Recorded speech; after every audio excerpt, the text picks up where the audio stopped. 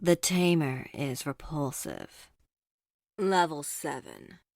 Death, 2 mad scientists, and Oz, the great and powerful. I was whistling my way for the past few minutes. The few minutes before that, I was twiddling my fingers, and the few before that, I can't remember. For the past hour and a half, the idiot dwarf who thought it was a good idea to attack the boy toy of 5 overpowered raid bosses had been learning the hard way that yes, he in fact was an idiot. It was a quick yet endless cycle of gutting, bone breaking, and healing, and one that was intermittent with the screams of rage and despair of the 5-clawed paw and the screams of agony and despair of the dwarf. Enough of this. I leaned over and gently kicked Chew in the back, which was not a smart move on my part. In her grief and fury, she grabbed my leg and hurried me across the room by accident and only realized she had done so to me a moment after I had entered the air. Time entered slow motion, or at least it seemed like it, as I hurtled toward the gore-covered wall. Well, fuck, I thought as I hurtled in seeming slow motion toward what I assumed to be terrible, terrible danger. When at last I impacted the wall, I only heard a short bit of time, what sounded like a sack of meat slapping against a hard surface before my vision failed. Respawn in 24 hours, or wait for a teammate to revive you. I was in a pitch-black void with only this damn sign in front of me.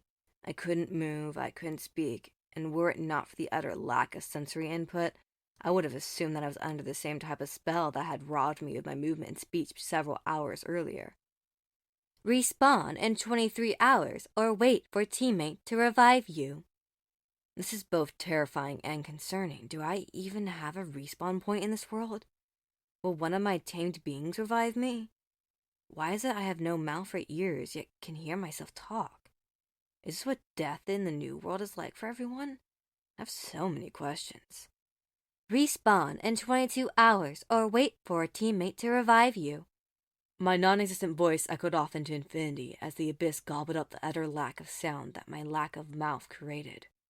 Respawn in 21 hours, or wait for a teammate to revive you. God, this is disturbing. Res, please! Respawn in 20 hours, or wait for a teammate to revive you. It was then that I saw a light. It was as though someone was shining a spotlight through the sea from above. There was a calming and pleasant feeling to the light, a welcoming feeling. It was calling me somewhere, and while I wanted to go to the light, I knew deep down that if I did go to it, I would never come back. It was a haunting feeling, and almost subconsciously I began to move toward it. Respawn in 19 hours, or wait for a teammate to revive you. As I neared the light, I felt something else. It was a force unlike the light, and yet, at the same time, it was like the light. It was pulling me, no, dragging me in the opposite direction. As I began to be yanked away from the ever-shrinking light above me, I looked below to see what was pulling me down. Respawn in 18 hours, or wait for a teammate to revive you. There was a hand.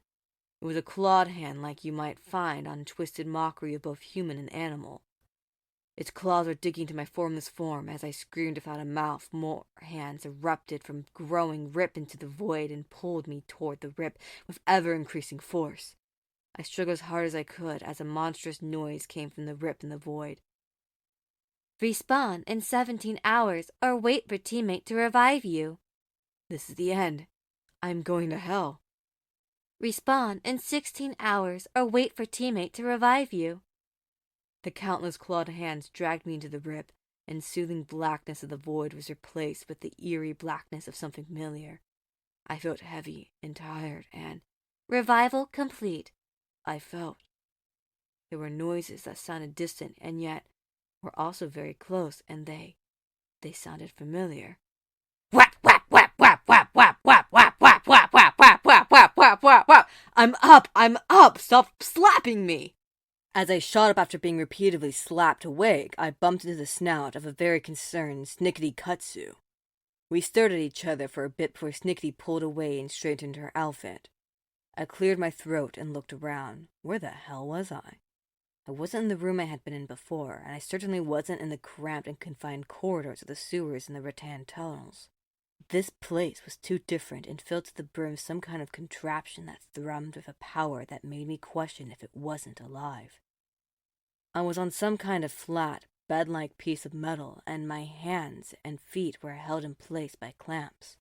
Over my heart was a device that looked like some kind of makeshift defibrillator, and on my head was something that Doc Brown might have worn. I could feel the charge of static electricity and magical power in the air, and my hair was standing on end. For the second time, I was aware I was completely naked, and what made the Frankenstein-like lab that I was more disturbing were the piles of rattan corpses that looked like they had died incredibly brutal deaths. Their faces were contorted into silent screams of pure agony, and I could almost feel the mixture of pain and hatred that they must have felt in their final moments. I stopped looking around and noticed that Snickety was now accompanied by Grimma, who looked even more like a jubilant mad scientist than she did when she had donned her exosuit. "It works! It works! Yes, yes, it works!" Grimma was bouncing around the place like a rattan possessed. After her victory jig went on for a few more minutes, my eye settled on something on the chair next to me. It was a copy of Mary Shelley's Frankenstein. How the hell did that end up in here? I looked closer at the book and realized the author listed was not Mary Shelley, but in fact, someone entirely different. The book was still written in English, which was not an in-game language, which is what made the fact that the book was in this world even more bizarre. Grimma continued to prance about for a few more minutes and didn't stop until Snickety pulled a lever. "No, no, not yet. I want to celebrate a bit little more." Snickety was having none of it and kept her weight on the lever, preventing Grimma from pulling it back to its original position. Ding! No! Grimma wailed as the wall behind her opened up and Chew, Rippa, and Squeak walked out. "Another failure? We need him alive. Stupid fools, we cannot keep the secret for much longer." Rippa was obviously angry at the two of them. Had they tried to revive me several times before, couldn't they have used magic? "Chew would have gladly revived our husband king, but you told Chew that you could handle it. Stupid Grimma. Stupid Snickety.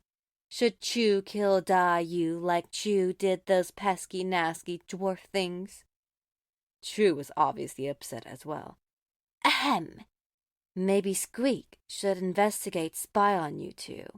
Squeak might uncover more failures, more mistakes. Maybe treason, maybe more.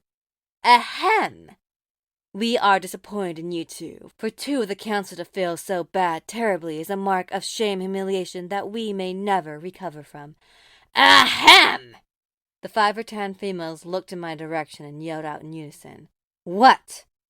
We stared at each other for a while in silence before I broke the silence. For 10,000 years I lay dormant, awaiting the day for some fool who would unleash my twisted divine powers. Stupid rats! You have set free a force you cannot hope to deal with.